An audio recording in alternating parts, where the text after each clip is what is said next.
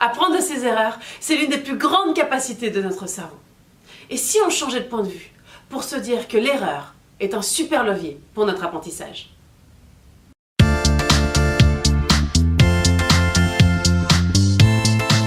L'apprentissage n'est pas un processus linéaire.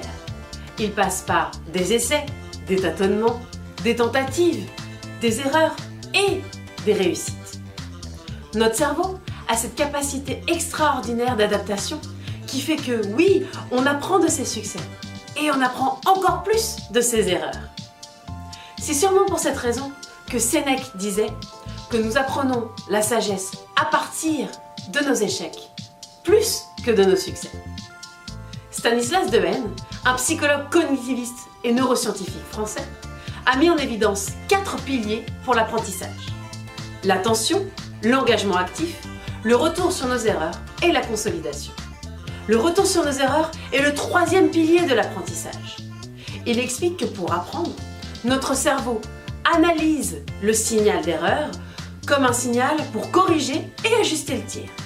Et donc ce n'est pas l'erreur en elle-même qui nous permet d'apprendre, mais c'est le retour sur nos erreurs et l'ajustement que l'on en fait.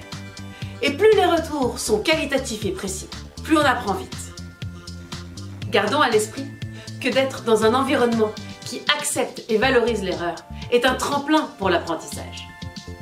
Alors que la sanction génère du stress et inhibe l'apprentissage. C'est pourquoi une méthode pédagogique que l'on utilise dans la formation pour apprendre, c'est le jeu. Dans ce cadre, pas de sanction de l'erreur possible. Notre cerveau apprend en s'amusant et en ajustant. Alors dites-moi, êtes-vous prêt à utiliser l'erreur pour progresser? Et qu'avez-vous appris de votre dernière erreur?